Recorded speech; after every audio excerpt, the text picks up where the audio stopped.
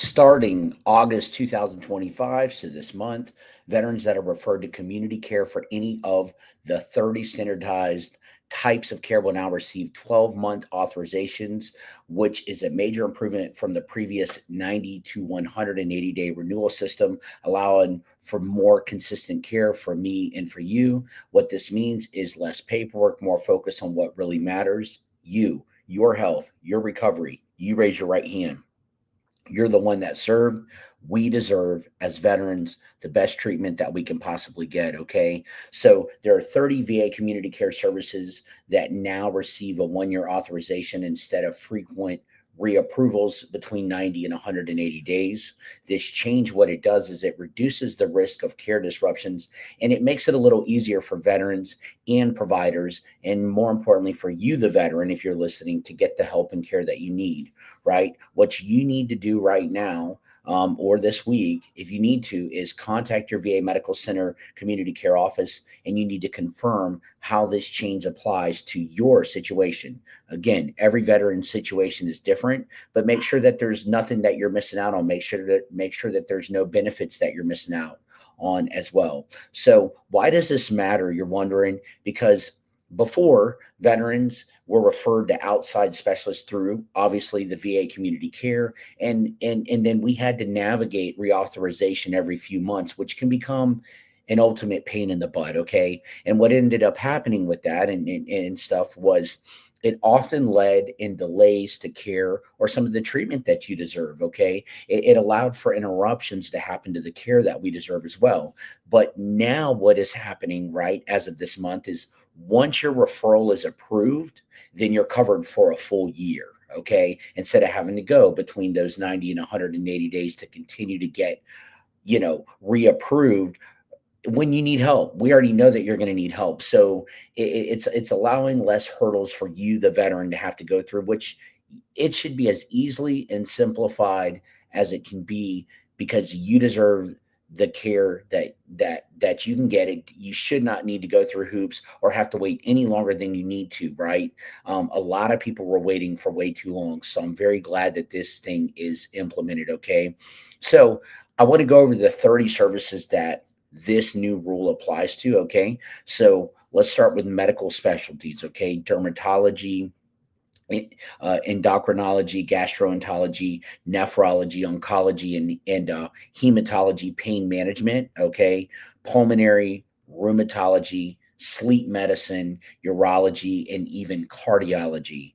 Okay, so again, those medical specialties are covered: cardiology, dermatology, in endocrinology. God, I can't get that right. Gastro and enterology, nephrology, oncology and hematology, pain management, pulmonary, rheumatology, sleep medicine, and urology. Okay. Mental and behavioral health is also available for you as well too. Mental health outpatient for PTSD or any mental health things that you may be dealing with, veterans. Family and couples psychotherapy outpatient, okay, is on this list. Additional addiction medicine outpatient, and addiction psychiatry outpatient as well.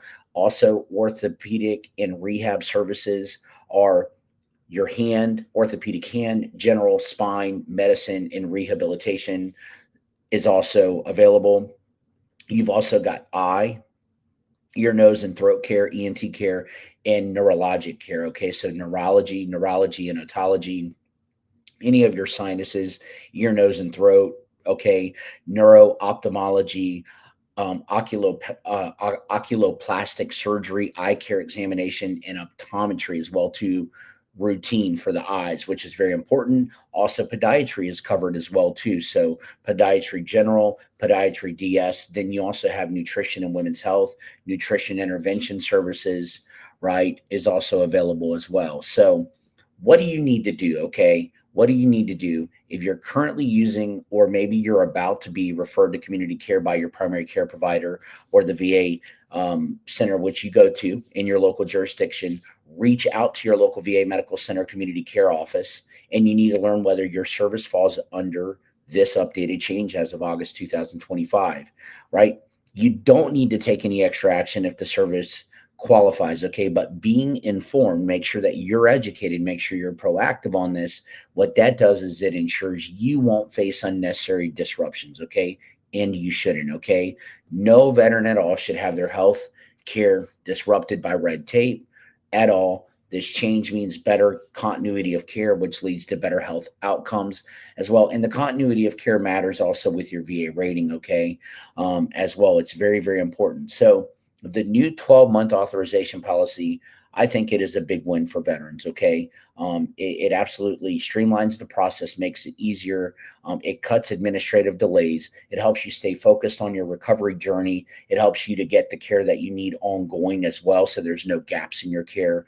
And so no matter what you're going through, chronic pain, chronic conditions, mental health sessions, or any rehab support that you're dealing with, the VA community care got a lot easier. I'm going to go on and read the official VA press release with you guys as well too. And it's good. It's good. I like it. I'm very, very grateful for it. Very, very thankful for it. And again, before I read this, who qualifies for VA community care under the new expansion? Eligibility has not changed. Okay. Right. Again, you still need to meet the VA community care criteria. Right. But the update only extends the length of new authorizations to 12 months for the 30 listed services as well too. Okay. I'm going to go on and share the year-long community care authorizations from the VA website as well too. Okay. If you have not seen it, I'm going to go on and share this with you. Okay. So give me just one second as I pull this up. Here we go right here. Okay. So again, you guys should be able to see this on my screen. If you're just tuning in, we're talking about the year-long community care authorizations instead of 90 to 180 days to get the care that you need. Therefore, offering no gaps in your care as we move along as of August 2025. So here it is from the VA as well too.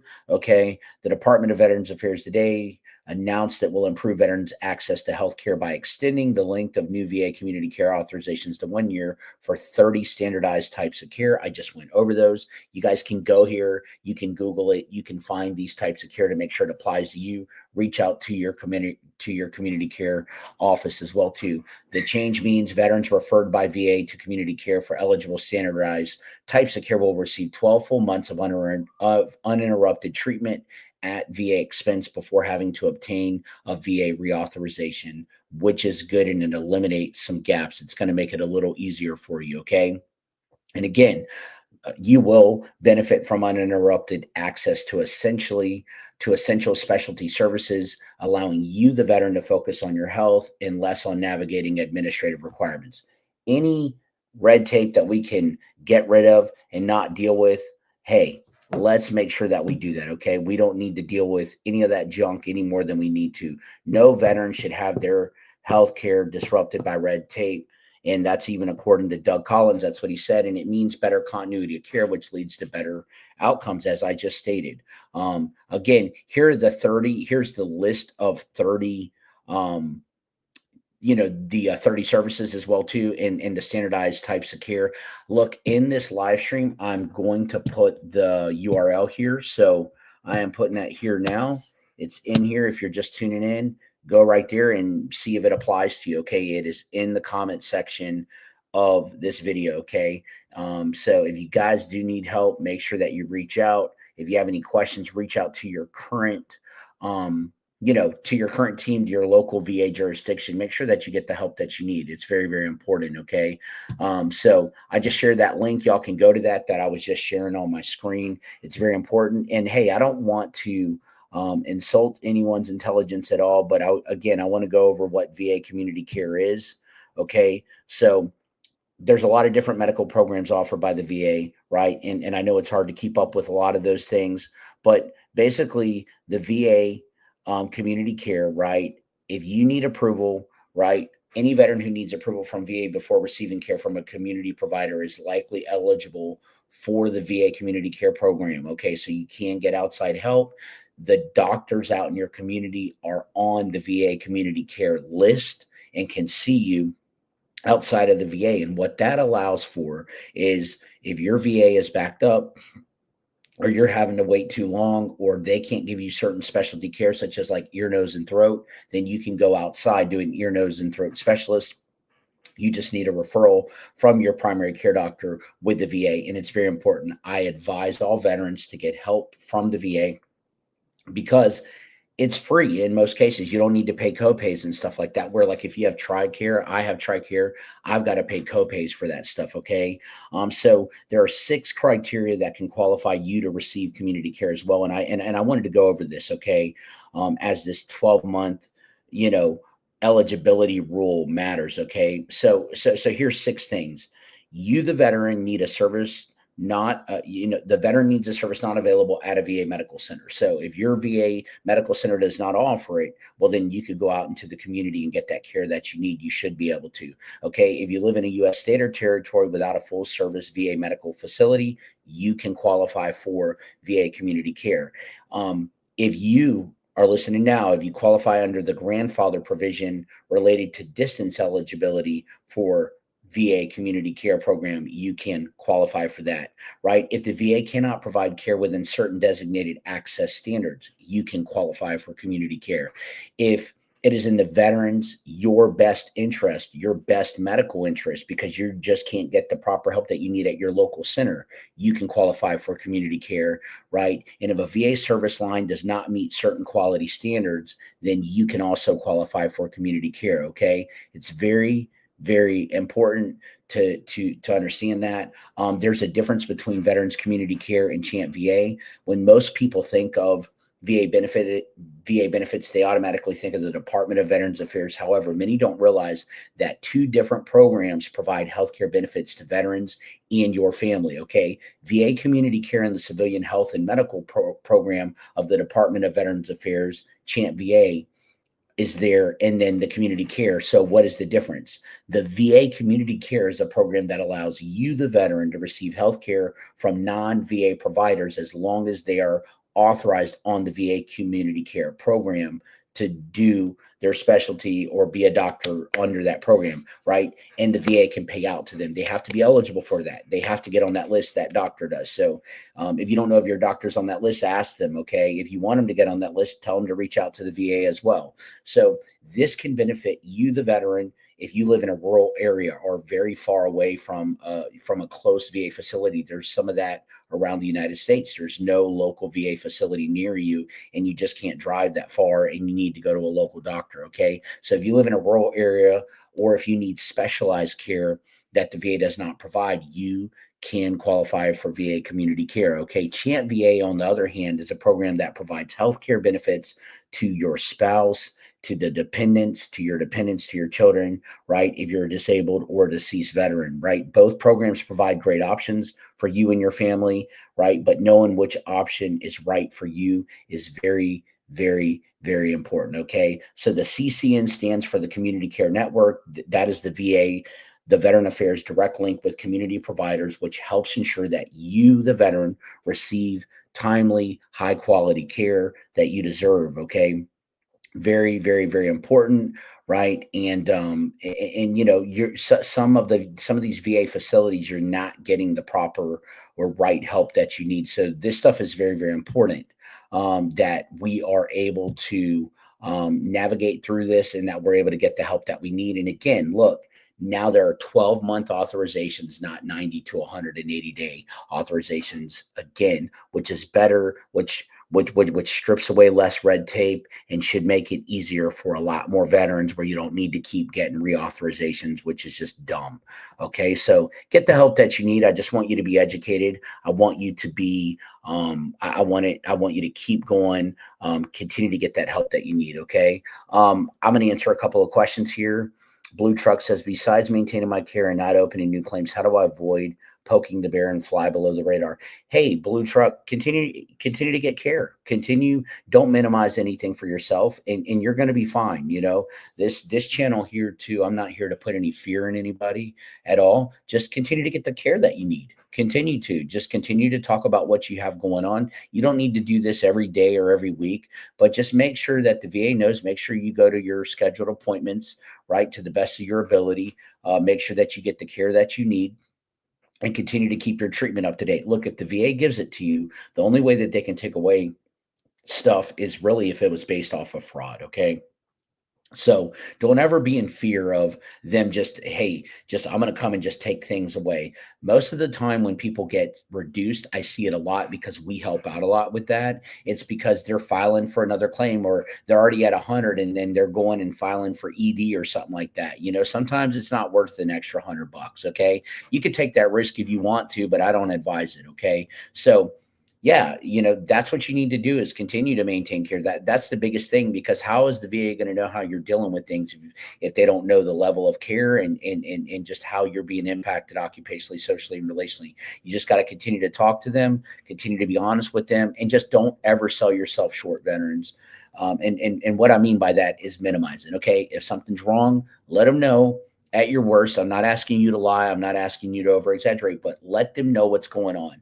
The problem with us as veterans is we're not trained to do that. We're not here to just complain about things. We didn't join the military for that, right? That's what the problem is. But as we get out and as we transition and for these benefits and stuff, we've got to let the VA know what's going on with our body, with our mental health as a whole. We've got to be honest. I know it sucks to talk about things, but sometimes we just got to look in the mirror. We got to face that and we got to go straight forward with it. I know it's tough, but you guys can do it. Okay. So continue to get the care and the treatment that you need and just keep your stuff updated. You don't want 10-year gaps in space. And listen, there's a lot of veterans who do that as well. And then they come back and wonder why they get denied or the VA gives them a decision letter that says that there's gaps in care and stuff like that. But most of the time it's when filing for a new claim and then the wrong rater gets it, right? Or a rater gets it and then they start looking around at your other conditions and go, wow, this veteran hasn't been seen. We don't see anything for 10 years. And they say, hey,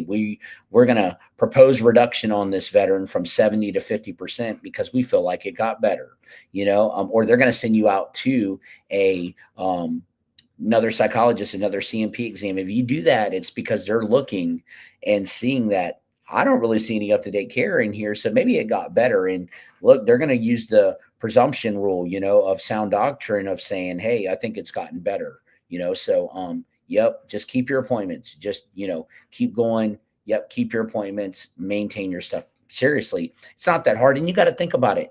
You want to keep up your appointments. Why is the VA paying you? Because you said that you have a condition enough to be paid for. You have something going on, right? So do it. And the VA is wanting to know how are you impacted occupationally and socially because it's taking time away from your job. It's taking time away from your work and stuff. And let me tell you, these VA benefits, I'm so thankful for them. They are. I know they're a pain in the butt to get. I know we got to jump through hoops. I know they don't give us the, cheat codes in the playbook, but that's why this channel's here, but it's worth fighting for. These benefits, man, are for life, and they're some of the best benefits in this country. They are really, really good. What other benefits are offering you? Free health care, property taxes off, compensation, you name it. Okay. So it's worth it to complain about it. And you got to think if they're continuing to pay you, they want to make sure that it's still a problem. Okay. So just keep that in the back of your mind and think that way. Okay. And if you don't need to file for anything, unnecessary, then don't do it. If you do it. I'm not here to tell you not to do it, but just be careful when you do it. Okay. And if you're going to do something, make sure you got that up-to-date care. So, hey, if you're just tuning in, thank you, man. Care about you guys so much. VA expands community care to 12 months where you don't need to keep getting these referrals. It is a game changer, veterans. If you're just tuning in, this will be embedded on my YouTube. Check it out or on my Facebook. Just check it out. We're going to continue and keep the content coming. We care about you. I'm a veteran serving veterans. We want to help you. If you do need help, reach out to us. We are here for you. We want to help you to be in the best position. We want to educate you so that you're in the best position to get the benefits that you deserve. Okay. We do things honestly, integrally, and we're going to give you the truth and the whole truth here. Okay. As well too. So, I also have gotten a little bit of kickback on me telling veterans not to file for TDIU. I just want to tell you this, okay? Look, I'm not saying that no veteran won't get TDIU, okay? But what is happening is veterans are filing for TDIU and they're being re-examined, okay? They're poking the bear and then they're being re-examined. And whenever, yes, they qualify for TDIU. I've helped numerous people get TDIU, but they're making it more of a pain in the butt is what I'm saying. And they're reevaluating people for other conditions. And I have 3 veterans right now that filed for TDIU. Okay. And now they're being proposed reduction, which is crazy. They're not going to get reduced. Okay. That stuff's already been combated, but they've called me and said, I filed for TDIU and, now I'm being on a wild goose chase, having to go for my back and all these other things. It makes no sense to me. I qualify according to the law to 38 Code of Federal Regulations for temporary disability, individual unemployability. However, I'm being given a runaround. Okay. So very important. Blue Truck says, I do have an existing ITF intent to file before I got my last decision letter. Should I let it expire or cancel? No longer needed so far. Yeah, absolutely. The intent to file, don't worry about that. If you're not filing anything else, you're good. Just let it expire. There's nothing that you need to do. You can just let it go. No big deal at all. It'll just fall off. Okay. So, and here's another thing I want to tell vets. You don't have to have an intent to file. Okay. It's good to have it to preserve back pay, but remember, certain cases, certain claims only give you back pay from the day that they received the claim. You're going to get back pay if you continually fight for your claim and appeal it properly if you were denied, but you got to continue to fight for it. You can't let over a year expire to allow that continuity or that continuation for that preserved back date as well too. So anyways, you don't have to have an intent to file. If you don't have it, then the VA will come and they'll grant you, if you get approved, they'll back pay you to the day that they receive the claim. But the intent to file is important to have. It's the first thing I tell veterans to do is get that on file to preserve your back date and stuff like that. So, but again, if you don't have any more claims to file or anything, you don't need to call them. It'll just fall off after a year. Okay.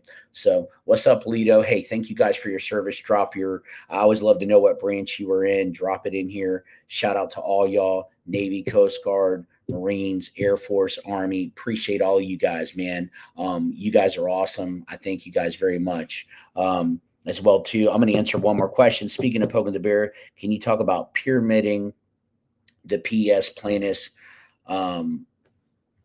He says PS plaintiffs versus plantar fasciitis. I'd like to know a little bit more what you would like me to talk about. Can I talk about pyramiding with PS plaintiffs versus plantar fasciitis? Are you wanting to try to put both together? Is that what you're wanting to do? And Lido says, I currently have a DTA error from a higher level review grant of PNT. This DTA error reclassified a 2011 service-connected condition. What do I expect from this DTA error?